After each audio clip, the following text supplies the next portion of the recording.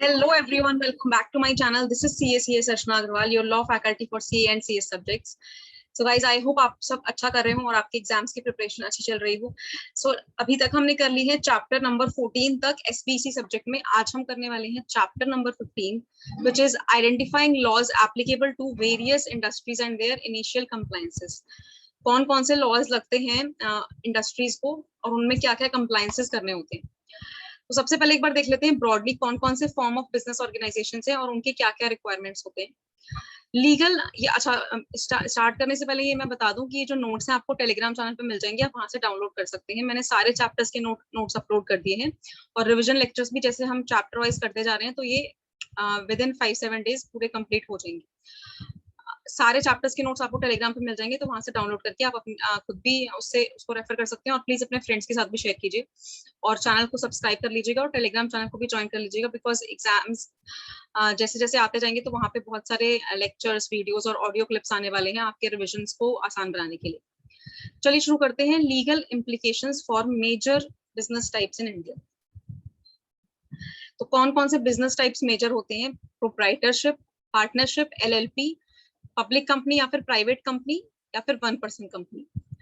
तो रजिस्ट्रेशन जो प्रोप्राइटरशिप में कराना कंपलसरी नहीं कराना होता. पार्टनरशिप में ऑप्शनल होता है. LLP में कंपलसरी होता है. MCA में आपको रजिस्टर कराना पड़ता है. अगर आपको प्राइवेट कंपनी या पब्लिक कंपनी की तरफ फॉर्म होना है तो भी MCA की रिक्वायरमेंट होती है. और 1% कंपनी अगर आपको फॉर्म करनी है तो भी MCA में आपको रजिस्ट्रेशन कराना पड़ेगा. रजिस्ट्रेशन प्रोप्राइटरशिप और पार्टनरशिप में जरूरी नहीं है, पर LLP, public company, private company और 1% कंपनी में जरूरी है. लीगल स्टेटस में आता है कि लीगली जो सेपरेट आइडेंटिटी है कंपनी की या LLP की या पार्टनरशिप फर्म की, वो देखेंगे. तो प्रोप्राइटरशिप में सेपरेट आइडेंटिटी नहीं होती. प्रोप्राइटर जो है या प्रमोटर जो है वो पर्सनली लायबल होता है सभी लॉसेस के लिए या ऑब्लिगेशंस के लिए.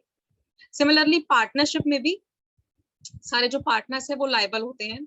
इसका मतलब ये है कि उनके पर्सनल एसेट्स भी सेल किए जा सकते हैं. अगर कोई भी अगर ऐसा डिफॉल्ट आता है तो उनके पर्सनल एसेट्स को भी सेल किया जा सकता है अमाउंट रिकवर करने के लिए. LLP में पार्टनर्स या डेजिग्नेटेड पार्टनर्स लायबल नहीं होते क्योंकि LLP सेपरेट एंटिटी होती है पार्टनर्स से और डेजिग्नेटेड पार्टनर्स से. पब्लिक कंपनी, प्राइवेट कंपनी में भी मेंबर्स जो होते हैं वो सेपरेट होते हैं कंपनी से, तो इसमें भी लायबल नहीं होते वो. 1% कंपनी में भी जो 1% कंपनी में जो मेंबर होता है वो भी लायबल नहीं होता 1% कंपनी के डिफॉल्ट केसेस.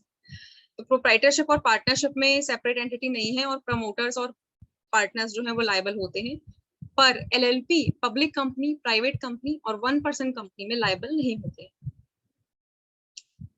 मेंबर लायबिलिटी, तो मेंबर की लायबिलिटी प्रोप्राइटरशिप में अनलिमिटेड होती है, पार्टनरशिप में अनलिमिटेड होती है. ये इसका यही मतलब है कि इनके जो एसेट्स भी सेल किए जा सकते हैं अगर कोई भी इनका डिफॉल्ट होता है तो. LLP में और पब्लिक कंपनी, प्राइवेट कंपनी और 1% कंपनी में लिमिटेड लायबिलिटी होती है. नंबर ऑफ मेंबर्स कितने रिक्वायर्ड हैं? प्रोप्राइटरशिप में 1 चाहिए, पार्टनरशिप में मिनिमम 2 चाहिए, LLP में मिनिमम 2 चाहिए, पब्लिक कंपनी और प्राइवेट कंपनी में 2 चाहिए, पब्लिक कंपनी में 7 चाहिए, 1% कंपनी में 1 चाहिए. ट्रांसफरेबिलिटी में प्रोप्राइटरशिप में आप ट्रांसफर नहीं कर सकते, पार्टनरशिप में भी ट्रांसफर नहीं कर सकते. LLP में ट्रांसफर कर सकते हैं, पब्लिक प्राइवेट कंपनी में कर सकते हैं और 1% कंपनी में कर सकते हैं. टैक्सेशन, तो टैक्सेशन में जो प्रोप्राइटरशिप में इंडिविजुअली टैक्स लगता है प्रोप्राइटर पे स्लैब रेट्स के अकॉर्डिंग. सिमिलरली पार्टनरशिप में भी स्लैब रेट्स की तरह स्लैब्स जो आपके इनकम टैक्स एक्ट में है उसके अकॉर्डिंग लगता है. LLP में भी slabs under income tax act के हिसाब से लगता है. पब्लिक कंपनी, प्राइवेट कंपनी में भी स्लैब्स जो IT एक्ट के हिसाब से लगते हैं और OPC में भी प्रोविजंस ऑफ IT एक्ट के हिसाब से टैक्सेशन होता है. एनुअल स्टैट्यूटरी मीटिंग, जो एनुअल स्टैट्यूटरी मीटिंग कंपनी को जरूरत होती है वो क्या पार्टनरशिप और LLP में भी जरूरत होती है.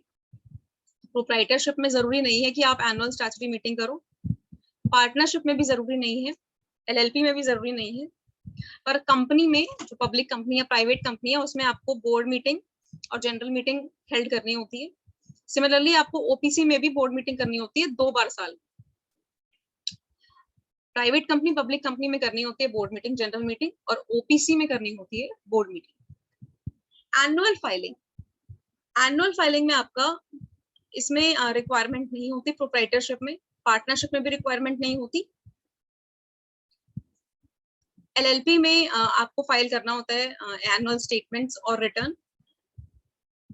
प्राइवेट कंपनी और पब्लिक कंपनी में भी फाइल करना होता है एनुअल स्टेटमेंट्स और रिटर्न, और 1% कंपनी में भी फाइल करना होता है।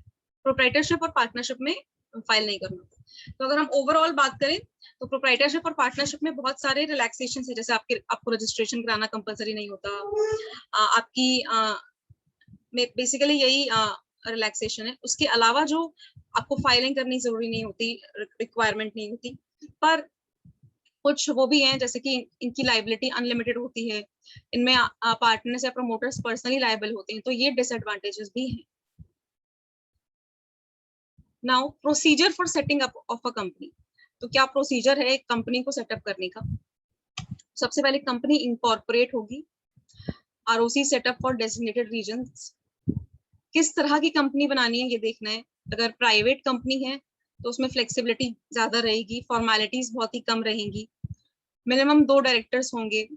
पब्लिक कंपनी में कन्वर्ट की जा सकती है अगर कैपिटल रेज करे पब्लिक से। पब्लिक कंपनी होगी तो स्ट्रिक्ट लीगल फॉर्मेलिटीज होंगी, फ्री ट्रांसफरेबिलिटी ऑफ शेयर्स होगा, shares traded on stock exchange, minimum member 7 चाहिए और डायरेक्टर्स मिनिमम 3 चाहिए पब्लिक कंपनी के लिए। 1% कंपनी, 1% कंपनी में नेचर ऑफ प्राइवेट 1% कंपनी का नेचर प्राइवेट कंपनी की तरह ही होता है। इसमें 1% मेंबर डायरेक्टर होता है। मेमोरेंडम ऑफ एसोसिएशन में nominee for sole member of IPC OPC mention होता है। ओपीसी सूटेबल होता है फॉर स्मॉल एंटरप्रेन्योर्स जिनको छोटे बिजनेसेस करने हैं with low risk taking capacity. Charter documents of company, तो कौन कौन से चार्टर डॉक्यूमेंट्स होते हैं कंपनी के? मेमोरेंडम ऑफ एसोसिएशन, इसमें ऑब्जेक्ट्स बताए जाते हैं कि किस ऑब्जेक्ट्स के लिए कंपनी इनकॉर्पोरेट हुई है। नेम सफिक्स्ड विथ लिमिटेड और private limited, company private company है या पब्लिक कंपनी है। Registered office clause stating place where registered office is situated, registered office clause आएगा। मेन ऑब्जेक्ट्स आएंगे कि किन ऑब्जेक्ट्स के लिए कंपनी इनकॉर्पोरेट की गई है या फॉर्म हुई है। देन आएगा articles of association which contains regulations for management of company, formation of company through Spice Plus के थ्रू आप कंपनी फॉर्म करोगे, रिजर्व करोगे सबसे पहले नेम, या फिर चेंज करोगे अगर एग्जिस्टिंग नेम ही आपको चेंज करवाना है तो mca.gov.in से करोगे by using Spice Plus, and for change of name using reserve unique name may be approved or rejected. Name क्या होगा आपके फॉर्म 1 का? INC 32 spice and agile. Services क्या आती हैं अंडर स्पाइस प्लस और अजाइल प्रो? तो incorporation of company, DIN allotment, mandatory issue of PAN, TAN, EPF registration, ESIC registration, profession tax registration, opening bank account for company, allotment of GST। INC 9 में आप declaration दोगे by subscribers and first directors, जो company के first directors हैं। Auto generated होगा ये और submit होगा only in electronic form in all cases except where subscribers directors greater than 20, वहां पे ये इलेक्ट्रॉनिक फॉर्म में सबमिट नहीं होगा। एंड नो डिन पैन, जहाँ पे डिन नहीं है या पैन नहीं है वहां पे भी इलेक्ट्रॉनिक केसेस में सबमिट नहीं होगा। प्रैक्टिकल एस्पेक्ट्स क्या है अमेंडमेंट के? जो स्पाइस प्लस अमेंडमेंट आया था लास्ट ईयर, उसके प्रैक्टिकल अमेंडमेंट एस्पेक्ट्स क्या हैं? तो बेनिफिट्स है, ये 2 पार्ट्स में है ये form, part A part B. Part A में आप नेम रिजर्व करवा सकते हो और पार्ट बी में बुके ऑफ सर्विसेज आएगा। न्यू यूजर फ्रेंडली डैशबोर्ड है फॉर कंपनी इनकॉर्पोरेशन एप्लीकेशन। इसके ड्रॉबैक्स क्या है कि कंफ्यूजन हो जाता है कुछ चीजों में, और user interfaces time session out issues, time session out के इश्यूज आते हैं अगर यूजर उसमें कुछ भी ज्यादा देर काम करता है तो सेशन आउट के इश्यूज बहुत फेस करने पड़ते हैं।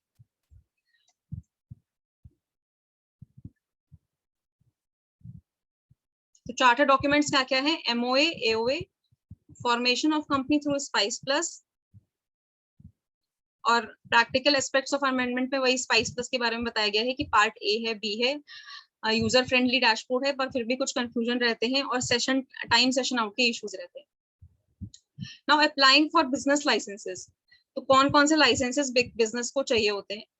सबसे पहले आपको चाहिए होता है common licence which is shop and establishment act. Understanding taxation and accounting laws, तो part and parcel, it is a part and parcel of every business. Broad variety होती है इसमें, जीएसटी टैक्स, स्टेट टैक्स आता है और even local taxes भी आते हैं. गवर्नमेंट ने लॉन्च किया था startup India to promote startups. Startup can avail income tax exemption for 3 years as well as tax exemption from capital gains and investments. Conditions कौन कौन सी satisfy करनी है कि 7 साल से ज्यादा का नहीं होना चाहिए, 10 years for biotech, और ये 10 years हो जाएगा अगर biotech है तो. Incorporated as registered partnership या फिर LLP और private limited company की तरह ही फॉर्म हो. टर्नओवर इसका ज्यादा नहीं होना चाहिए 25 करोड़ से. and not formed by splitting or reconstructing businesses. ये splitting और reconstructing businesses से form नहीं होना चाहिए. ये बोल रहे हैं कि it is a good hygiene to maintain books of accounts and audit. Books of account एक company को या एक organization को maintain करना चाहिए. ये एक good practice होती है. Normal है, इसमें कुछ as such नहीं. Now adhering to labor laws. कौन कौन से labor laws हैं जो एक organization को follow करने होते हैं और adhere करने होते हैं. Major laws हैं Industrial Disputes Act 1947, Trade Union Act 1926, Building and Other Constructions Workers Regulation of Employment and Conditions of Service Act 1996, the Industrial Employment Standing Orders Act 1946, the Interstate Migrant Workmen Regulation of Employment and Conditions of Service Act 1979, the Payment of Gratuity Act 1972, the Contract Labor Regulation and Abolition Act 1970, the Employees Provident Fund and Miscellaneous Provisions Act 1952, the Employees State Insurance Act 1948. Now comes adhering to laws relating to intellectual property. Intellectual property is vital for most businesses. It helps new businesses for setting up their business under vigil of IPRs by providing advisory services. जो officer है controller and general of patents designs and trademarks controls all patents in India. जिनको भी अपने patents या फिर designs trademarks copyrights register कराने होते हैं वो आईपी लॉ के तहत रजिस्टर कराते हैं. ये एक अलग आइडेंटिटी देता है एक कंपनी को या एक ऑर्गेनाइजेशन को, एक एंटरप्राइज को, ताकि वो अपना जो पेटेंट है, डिजाइन है, ट्रेडमार्क है, उसको प्रोटेक्ट कर सके और कोई भी उसका मिसयूज ना करे. Ensuring effective contract management. Ensuring effective contract management. तो कॉन्ट्रैक्ट्स जो है वो क्रक्स होते हैं ऑफ रनिंग एनी बिजनेस, क्योंकि कॉन्ट्रैक्ट्स में सारे टर्म्स होते हैं, कंडीशंस होते हैं, ऑब्लिगेशंस होते हैं, ड्यूटीज होते हैं कि क्या ड्यूटीज हैं पार्टीज के. इंडियन कॉन्ट्रैक्ट एक्ट 1872 है जो है वो गवर्न करता है सारे कॉन्ट्रैक्ट्स को इंडिया के. तो ये बोलता है फ्री कंसेंट होना चाहिए, कॉम्पिटेंसी ऑफ पार्टीज होने चाहिए, लॉफुल कंसिडरेशन होना चाहिए, लॉफुल ऑब्जेक्ट होना चाहिए और वॉइड नहीं होने चाहिए agreements. Details about winding down business. Stakeholders from vendors to employees to customers and investors need to be informed in advance, must be properly planned and executed in order to make exit easy. Assets used to pay off creditors, shareholders and liabilities. तो ये बोल रहे हैं कि stake जो holders जो हैं सारे वेंडर से लेके एम्प्लॉइज तक से लेके कस्टमर्स तक से लेके इन्वेस्टर्स तक, उनको पहले ही एडवांस में बताना चाहिए ताकि एक बिजनेस को वाइंड अप अच्छे से किया जा सके और प्रॉपर तरीके से किया जा सके. और जो भी एसेट्स हैं वो यूज होंगे पे ऑफ करने में, क्रेडिटर्स को अगर उनके ड्यूज बाकी हैं तो, शेयर होल्डर्स को लाइबिलिटीज को पे ऑफ करने में यूज होंगे.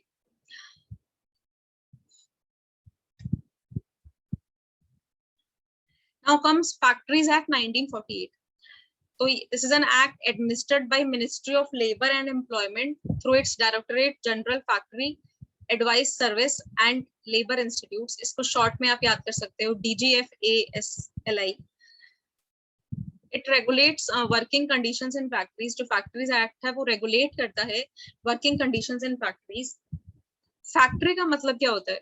फैक्ट्री का मतलब होता है एज पर दिस एक्ट जहां पर 10 और 10 से ज्यादा वर्कर्स काम कर रहे हैं या फिर काम कर रहे थे पिछले साल के पिछले 12 महीने में किसी भी दिन with the aid of power, manufacturing में काम कर रहे थे, मैन्युफैक्चरिंग प्रोसेस में with the aid of power, अगर 10 और 10 से ज्यादा वर्कर्स काम कर रहे हैं या कर रहे थे लास्ट 12 मंथ्स में, प्रीसीडिंग 12 मंथ्स में किसी भी दिन, या फिर 20 डेज 20 वर्कर्स काम कर रहे थे, 20 या 20 से ज्यादा पिछले साल किसी भी दिन या फिर अभी कर रहे हैं without the aid of power in manufacturing process without the aid of power, and it not includes mines or mobile unit belonging to armed forces of union, railway running shed or hotel, restaurant, eating place. इसमें just आपको define किया गया क्योंकि detail में जो है वो आपका चैप्टर नंबर 17 में आएगा, तो इसलिए सब सिर्फ आपको फैक्ट्री का मीनिंग बताया गया. Plantation labour act 1951. So it provides for welfare of plantation labor and regulates conditions of work in plantations. ये provide करता है welfare के लिए plantation labor की और regulate करता है conditions of work in plantations. Plantation का मतलब होता है any plantation to which this act, whether wholly or whole in part, applies and includes offices, hospitals, dispensaries, schools and other premises, but does not include any factory on premises to which provisions of Factories Act apply. This act is administered by Ministry of Labor through its Industrial Relations Division. बोल रहा है division concerned with improving institutional framework for dispute settlement and amending labor laws relating to industrial relations, works in close coordination with Central Industrial Relations Machinery to ensure country gets stable, dignified and efficient workforce free from exploitation and capable of generating higher levels of output.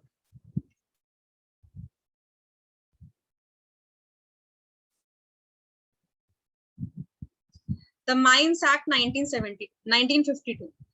It contains provisions for measures relating to health, safety and welfare of workers in coal, metalliferous and oil mines.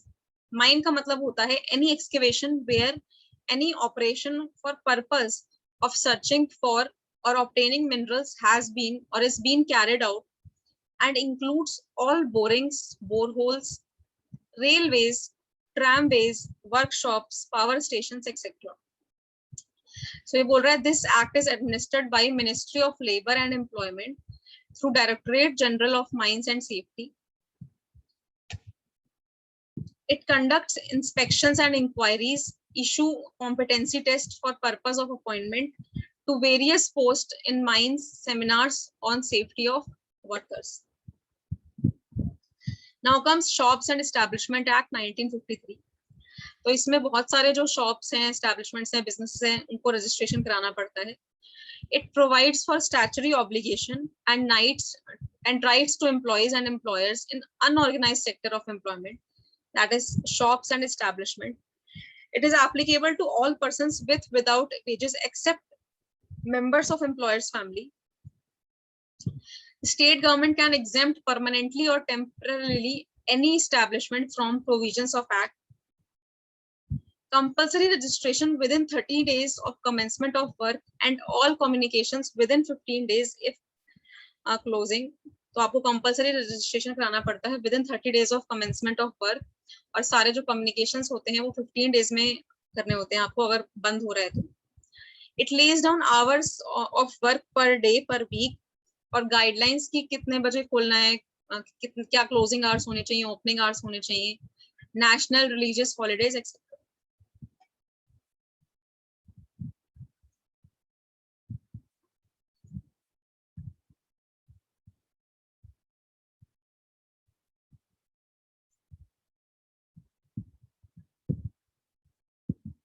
Motor Transport Workers Act 1961.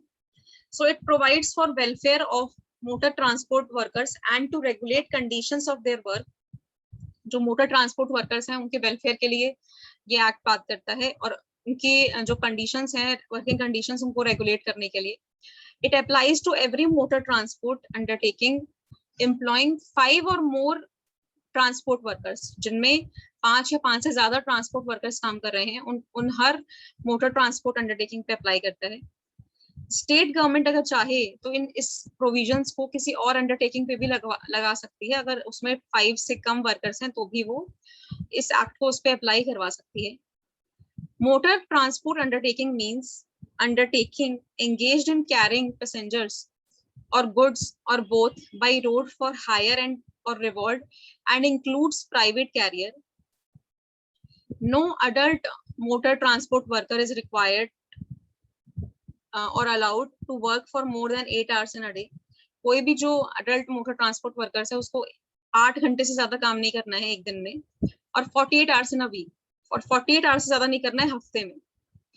जो भी adolescent है उसको work नहीं करना है 6 घंटे से ज्यादा एक दिन में, इंक्लूडिंग रेस्ट इंटरवल। उसमें रेस्ट इंटरवल भी इंक्लूड हो जाएगा ऑफ हाफ एन आवर, और काम वो कर सकता है between 10 to 6 PM he, 10 AM to 6 PM से लेकर। Contract labour regulation and abolition act 1970। So it regulates for appointment of contract labor, employment of contract labor, to place it with labor employed directly with regard to working conditions and other benefits. Contract labor refers to workers engaged by contractor for user enterprises, workers engaged in agricultural operations, plantation, construction industry, ports and docks, factories, railways, airlines, road transport, etc. Act by both central government, state government implemented. CG अगर चाहे तो jurisdiction over होने के बाद railways, banks, mines पे भी लगा सकता है।